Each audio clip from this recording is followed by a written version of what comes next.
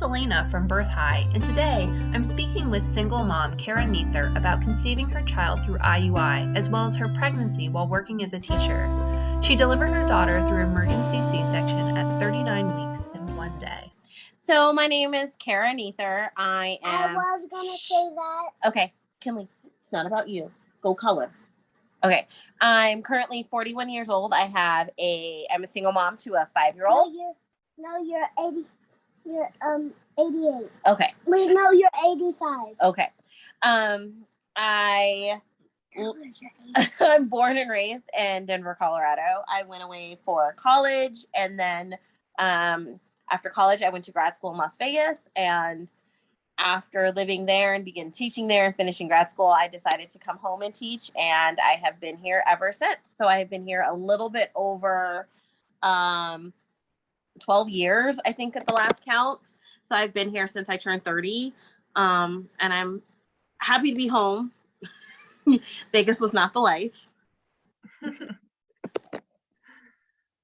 I have never been a dater. I've always sucked at dating. Like, I lived the life in Vegas, I'll be honest. I did the things. Have a boyfriend. Have a boyfriend. Kinley, quiet. Have a boyfriend. And so, but I knew I always wanted children. So I always had a joke that at 30, I would use the backup plan, just like the movie. And so at 36, I looked up and was like, oh, snap, I don't have kids. And that the clock is kind of ticking. And I was as established in my career as I was going to get. In Colorado, teaching is very much up and down. There's really no security. I started looking into alternative plans to get pregnant. I have a cousin who is a lesbian, and her partner used IUI to have their twins the year before. And after talking to both of them about their process, I started taking it more seriously after ending my last relationship. And I ended up going to the University of Colorado reproductive medicine and met the doctors and went through the whole process and was like, okay, this is what I want to do. But I waited another year. And then that following year, at 36, I started really like getting aggressive about it and going to the doctor's appointments. And I started in August with kind of preparing my body to get pregnant. I stopped drinking, worked out. I was probably the healthiest that I've ever been in my life, working out, doing all of those kinds of things, trying to de-stress. And then I started, IUI is a very long process, which I did not understand at that time. In Colorado, because you're using a donor, you have to go through kind of a psych consult first. So first it's like all of the medical stuff. They check your blood, they check your body to make sure you can even get pregnant. And then you have to meet a psychologist and talk to a therapist, and they kind of determine even if you're a person who should have a baby. Which I had no idea until I went through the process, because my cousins in North Carolina didn't have to do that. And but it was really good. I found out that I was a lot more stable mentally than I thought I was to have a baby. I found out that I was a little bit more prepared to be a single mom than I originally thought I was, which felt really good. And then I started the process, and it was every morning at 7 o'clock going to get blood tests. It was charting your cycle. I did my first cycle in September where I tried to get pregnant. And even though I was really hopeful it would work right away, it did not. And so I told myself, and both of my parents were completely and utterly on board. Like, I'm a mother's only child and my dad's eldest, and his only daughter. So they were really excited to be the only grandparent. So they were like gung ho about the whole thing. And so after not being pregnant the first month, you like immediately start the whole cycle for another one. Like, there's no downtime. I think it's like a week. Like, you don't have your period, and they're like, okay, your period's coming in 2 weeks. And so you're back on the cycle of taking the Clomid. I took 5 days of Clomid each cycle. And then they give you the trigger shot right before you ovulate. And in October, when I was about to take the trigger shot, I went into the reproductive doctors and they did the ultrasound. They're like, oh, you have fibroids, like every other Black woman who's ever had a relaxer in their life. And they're like, we can't give you the trigger shot. And then she just walked out of the room. I was completely and utterly heartbroken, and I was there by myself. Oh. And I was hysterically crying, and I left the doctor's office and came home and just climbed into bed and just cried. Nobody kind of understood why I was so upset about it. It felt like, you know, like you'll hear people going through IVF and they tell you you're not pregnant after doing all these things. And it was a lot of that, but it's like you don't have any downtime. So it's like you immediately have to start preparing your body again for the next round. Yeah. You figure out how quickly a month goes when you're going through fertility. And then talk to my aunt who had struggled with fertility herself and was doing all these home remedies, eating rose raspberry leaf tea every day, cutting out alcohol completely, making sure I'm eating all the right thing, drinking the fertility smoothies, drinking this really gross, nasty stuff in cranberry juice that my aunt prescribed that is such a Southern, and I don't even remember the name of it, but I know there's some hiding underneath my kitchen sink still. So great. And doing all of that, and then starting acupuncture, fertility acupuncture, which is probably the best thing I've ever done in my life. And I still go to acupuncture to this day. Mommy, can you do this? But I went to do what? I pressed the dot button and No, I can't right now, Kelly. And then and then going through, so November, I typically go to Vegas with my dad for Thanksgiving. I decided to stay home because Thanksgiving fell right in my ovulation cycle. Little did I know I had gotten pregnant. November 11th was 5 years later, I still remember the day.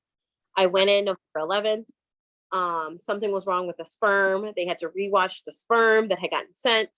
It was my only, I had only purchased 2 vials that time from that donor because they said if it didn't work this time, I needed to pick another donor.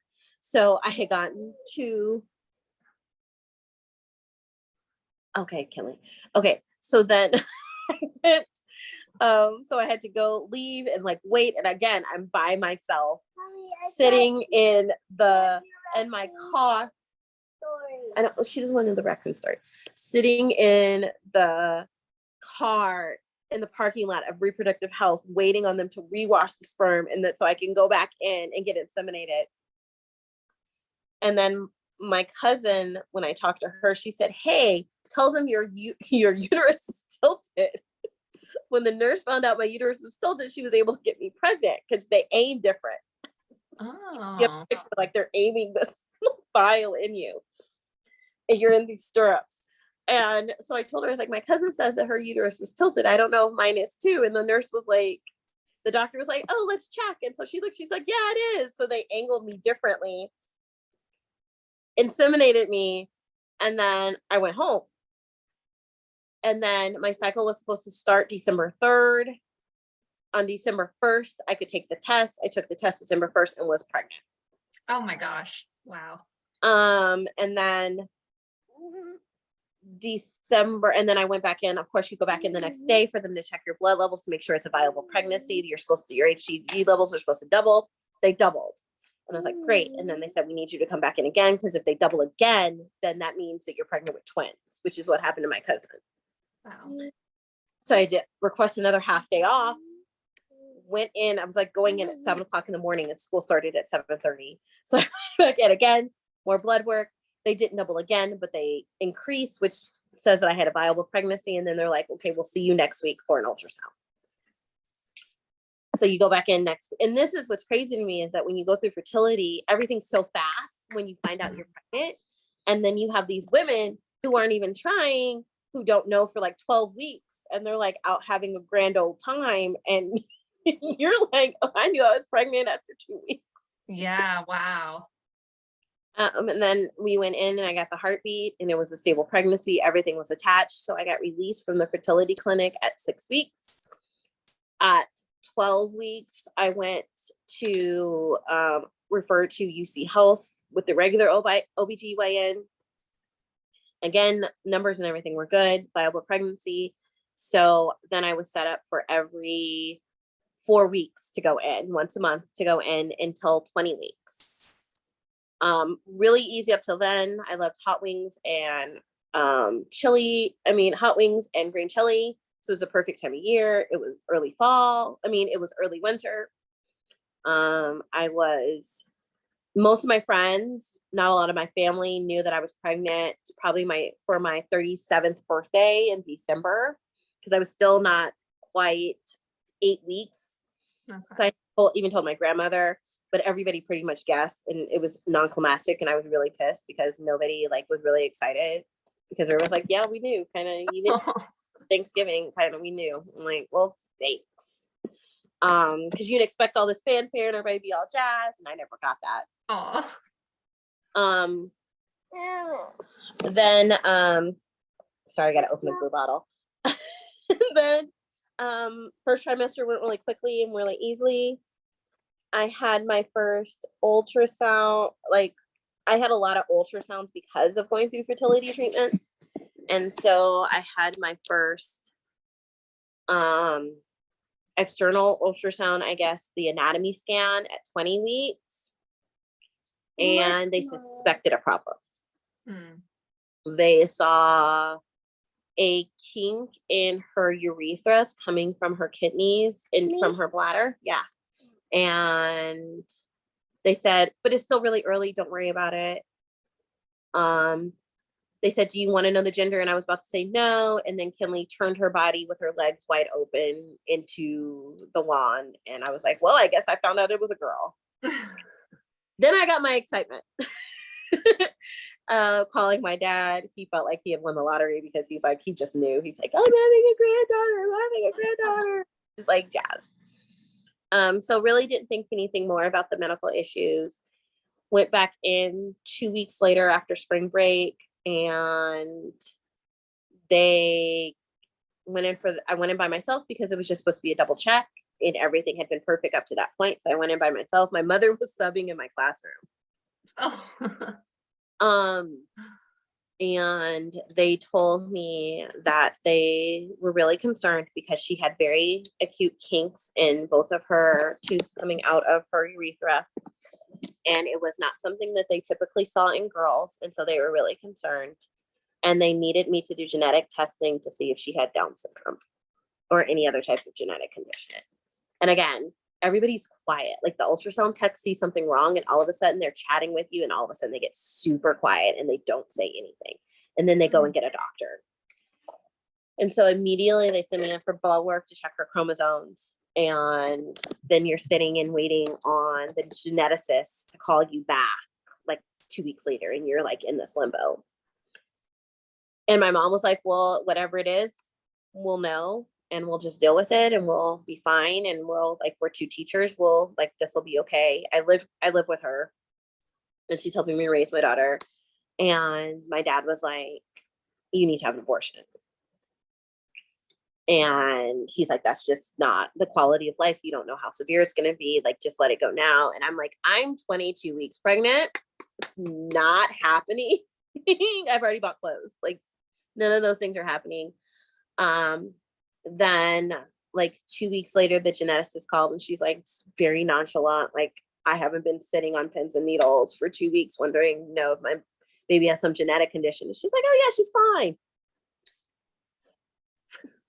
You are obviously not a mom. Wow. And so the rest of the pregnancy again went really easily. I never got too big, never gained a lot of weight. It's kind of had our kind of pregnancy arthritis in my hands. I had to sleep with braces on. That was probably the worst thing ever, because my hands would fall asleep. The bad part is I was teaching full time in a very toxic work environment, and I lost my position in March. I was let go from the district. So I'm facing no job for the next school year. I'm 20 something weeks pregnant. Mommy, we're here. I'm barely saved for maternity leave. Mama, you're supposed to be putting drinks on the real. I glued this. Okay, that is so awesome, baby. Yeah. Oh, thank you. Okay. The real thing. Okay, I will later, baby. Okay. And then so I was dealing with that, and that was really rough, because how do you interview almost 30 weeks pregnant? My blood pressure was crazy anytime I went to work. So my doctor talked to me. She's like, if you have the days, I'll sign off for you being done for the rest of the school year. So I left school probably 3 weeks early from the end of the school year. Did not get to say goodbye to my kindergartners. Did not get to say goodbye to the building, because like I said, my principal was a horrible, horrible person. She tried to even keep me from being allowed to pack up my things in my classroom that I had purchased 90% of. But union stepped in and she couldn't do that. They were like, yeah, that's not a thing. She gets to come and pack up her classroom. So left that and decided, you know what, I'm just going to do what I need to do. I interviewed at a charter school, which was probably another horrible decision I made in that time, but I was terrified of not having a job while, single parenting. Took a position at a charter school. They fed me a lot of things about like, oh, we'll pay for your maternity leave. Like, it'll be great. You'll love it. You'll be walking distance from your house. You'll get to go home and nurse. Like, it'll be great. Lies. But, yeah. So rest of the pregnancy went really well. Went to Miami at 30 weeks. Had a ball. Went to Junction City, Kansas, which was not a fun drive. I think I peed my way across Kansas. At like 33 weeks for the 4th of July. That was such a horrible idea. I think back on it, it's like, what was I thinking? Oh my gosh. Then came home and just prepped for baby. I thought you peed in your pants. I did not pee in my pants. Then we started back to school stuff, prepping for back to school. But you said I you did peed on the way. It's okay, Kinley. I did like 3 weeks of unpaid work for this new charter school. Pregnant, over 30 weeks pregnant, which was great. Wasn't allowed in the building for a week because the floors were toxic to pregnant people. So I couldn't even set up my classroom. Then was told that I had to write 6 weeks of lesson plans, but they had given me absolutely no curriculum, no standards, no nothing. So I was like, I don't know what I'm writing. And then school year's first day of school comes August 3rd. I'm due August 9th. Oh, wow. So, and my friend, here's the thing that people need to know when they're pregnant. Your friends lie and they base everything on their pregnancy experiences, and they know nothing. They know nothing. Because my friend swore up and down all over, oh, first babies never come early. Oh, first babies never come early. Lies. All of that is lies. Like, oh, you're going to be in labor for a long time with a first baby. Lies. Unadulterated lies. Because let me tell you, this chick's personality showed herself during labor. I taught that first day of school and felt horrible all day and could not figure out why I felt bad. Just did not feel okay. But I taught. I climbed under a table and pulled out a 60-pound kindergartner who was throwing a tantrum.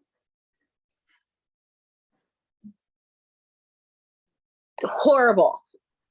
No carpet on the floors. My feet and my body just ached to high heaven. I felt horrible. Can you put the school in here? Ran after school. I ran around town trying to get school supplies because my school had none for my kids. My parents didn't bring in any school. I didn't even have crayons. But made it through the first day of school. Again, no sub plans. I had lesson plans for that week, but I had no curriculum until that first day of school. So I couldn't even make sub plans. Came home, just didn't feel good, went to bed.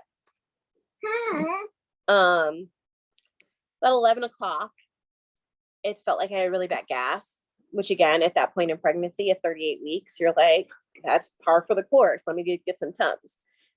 But then they started to feel like really, really bad menstrual cramps. And I was like, oh, that's not normal. And then The only place I felt comfortable was the toilet. So my mom just kept telling me, oh, go lay down. Oh, go lay down. Go lay down. And she has high anxiety. And so she was not doing well with me being pregnant at this stage anyway. She was not the one. And my dad was not flying until Saturday. So I called my dad in the middle at 11 o'clock at night, our time. It's 10 something his time. And I just kept calling. Finally answered the phone. And I was like, I don't feel well. I think I'm in labor. It's like, well, wake your mom up. I tell my dad, she just keeps telling me to go lay down. He goes, no, you're going to the hospital.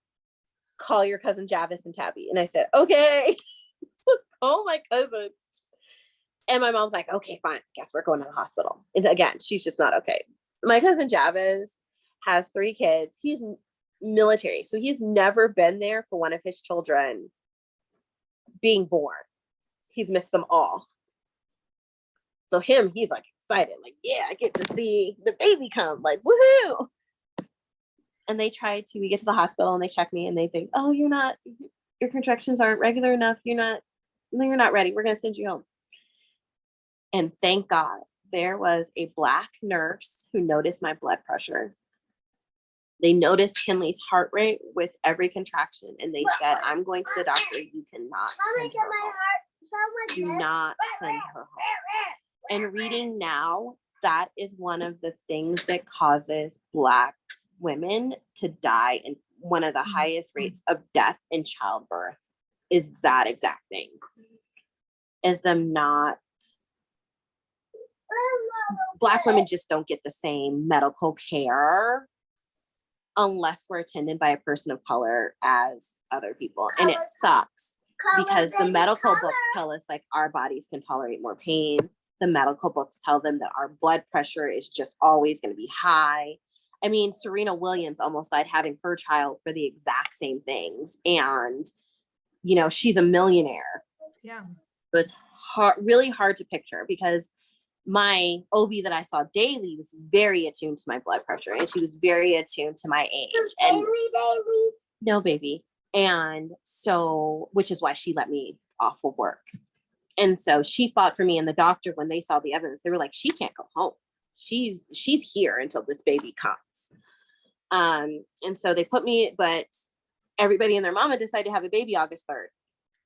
So there were no rooms. So I'm in like a triage room for a couple of hours with constant monitoring. And then they finally put me in my room. And then they were like, okay, I hadn't slept at all.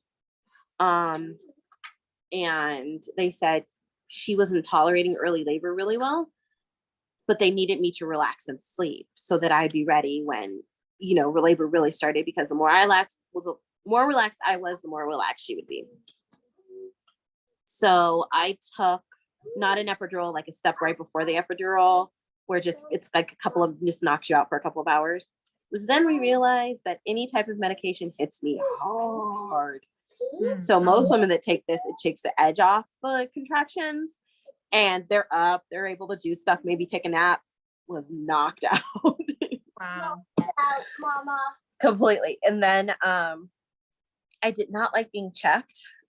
I hated them checking my cervix, and I was not dilating. And so they're like, when I finally dilated to like 5, they were able to get in there and break my water because they needed to speed up my labor. Mm-hmm.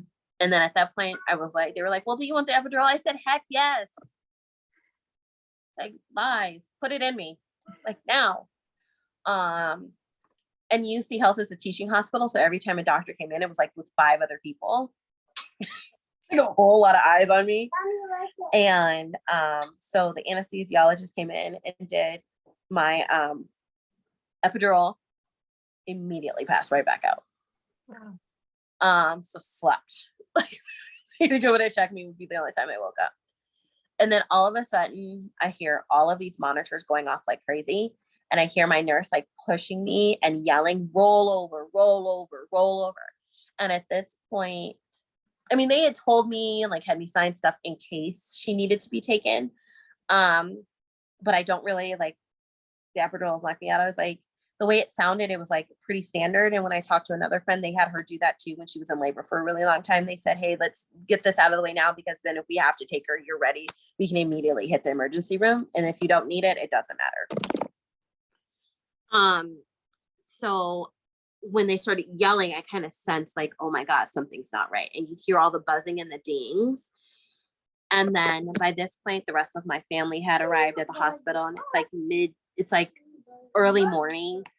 And my mother's like shaking with anxiety, like having a panic attack. And then all of a sudden I just start bawling because I understand like, oh my God, my baby's in danger.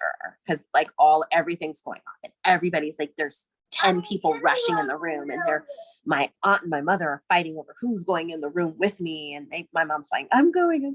So they're dressing her, and I'm just like rolled over on my knees trying to give Kinley as much, and I have oxygen on me to try to give Kinley space from the contractions, I guess. And then next thing I know, they're like, they give me another epidural, and then they say, move. And they rush me out of the room.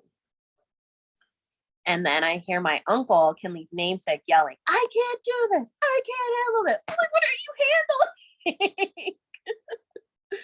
And so they take me in. And so Kinley was born through emergency C-section. 11, I went into labor at 11:42 a.m. and I had her at 11:42 p.m. Wow. I mean, 11:42. Went into labor at 11:42 p.m. and had her at 11:42 a.m. Oh my gosh. Wow. She came out this big chunky ball that I did not recognize. I was like, whose white baby is that? And she had all this hair, and she was disgruntled. And I couldn't hold her for the first 3 hours because, like I said, the epidural hit me hard and I couldn't stop shaking. And then I just passed out. Everybody held her before me. And then because I had it in my birth plan that she was not to be left alone. So remember, my family was always with her the entire time since she came out. So my aunt actually got the very first photos of her because nobody would leave her. So she was a diva from the beginning. I'm not a diva. Yeah, okay. So after that, when I finally was awake enough, they brought her into the room. I nursed really easily. I was just in a lot of pain from the C-section. And hospital stay was super easy.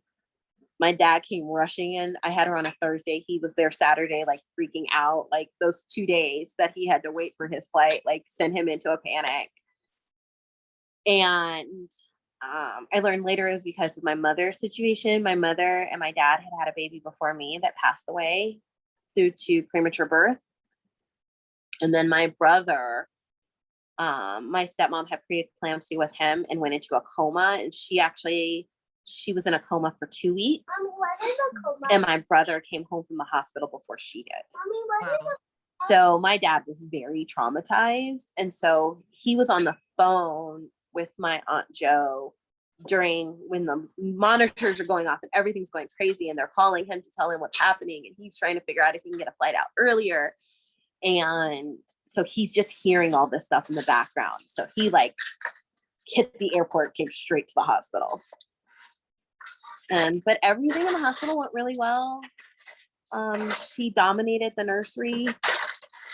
We had a little issue with nursing at first, but I think it was more that she was very impatient. Like she expected my boob to just like to roll over and my boob to always just be there. She didn't feel like she'd have to wait for anything.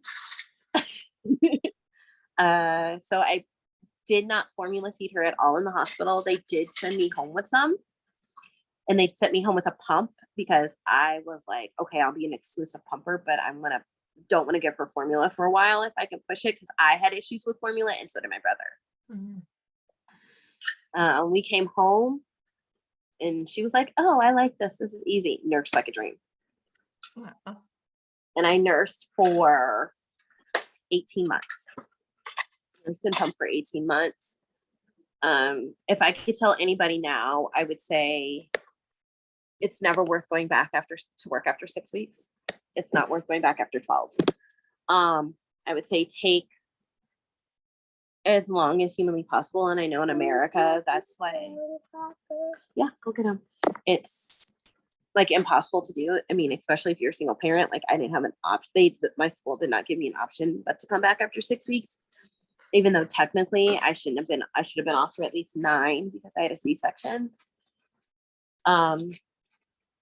Also check your work's policies around nursing and breastfeeding and make sure that they're compliant with the law, because technically your doctor wants you to pump like your baby's on you. So at 6 weeks, that's 3 times a day for at least 30 minutes. That's not counting getting to where you're going to pump at and cleaning up. I was given 15 minutes twice a day, and that included cleanup. Wow. Was not okay. Luckily, I had enough milk, so I didn't pump a lot at work, but I would pump enough to sustain her the next day when I was home. Mm-hmm. And still nurse her. So my goal was just to make it through that school year. I made it through that school year, and then I was let go because I was told that there was no way I could be a teacher and a single mom at the same time. Totally illegal. Mommy. Wow. Mommy, when are you off here? I'm almost done. You're here now.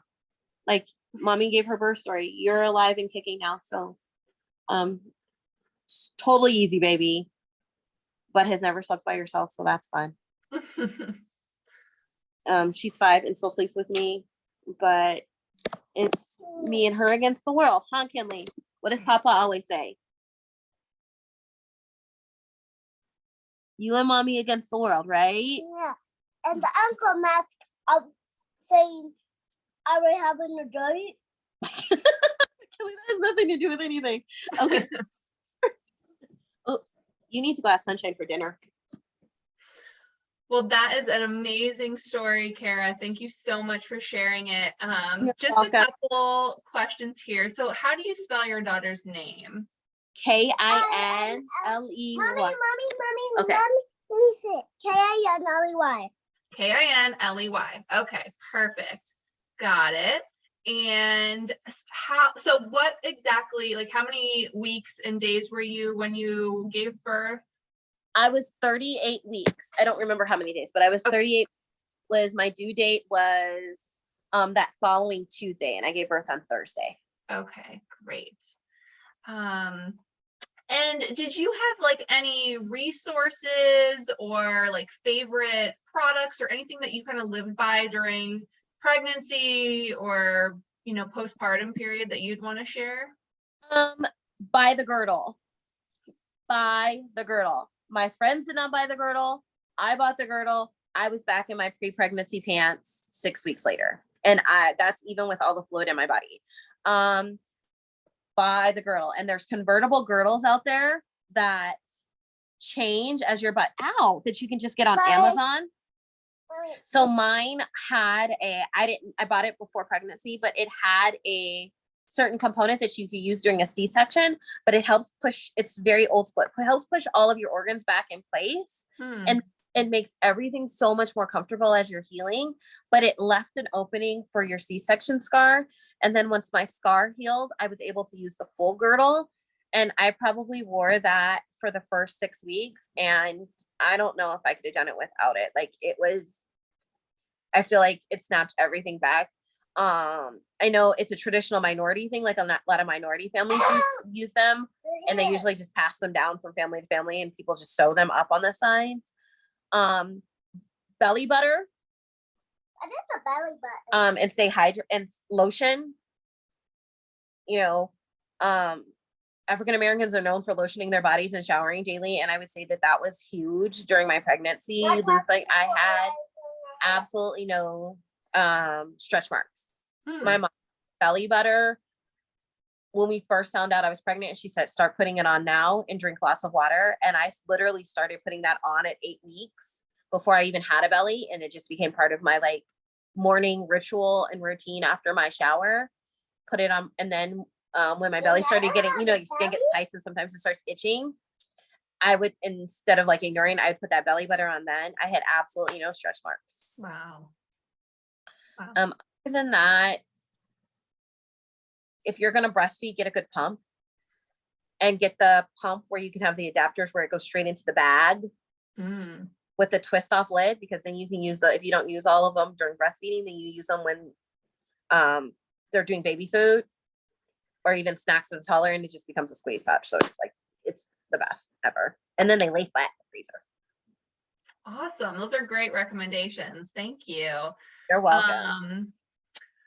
Well, is there anything else about any part of your journey that you would like to share or feel like maybe you didn't touch on in the way that you wanted to? I would just say, if you're a minority woman, really look for nurses and doctors who understand that our bodies are not as different, and that are going to take your concerns as seriously as anybody else and really listen. That would probably be my biggest thing. It's like too many minority women are dying that are healthy and successful and have amazing health insurance. Cause I'm a teacher. I have great health insurance. And my OBGYN was absolutely amazing. All of the doctors at UC Health were really great. But I would have gotten sent home and maybe even lost my baby if I hadn't had that one nurse who, working triage, who really took it seriously and said, no, she can't leave. She can't leave. Wow. Thank you, Cara, for sharing your story, and to our viewers for watching. If you have a birth story you'd like to share, visit www.birthhigh.com and click Share Your Story. We'll see you next time.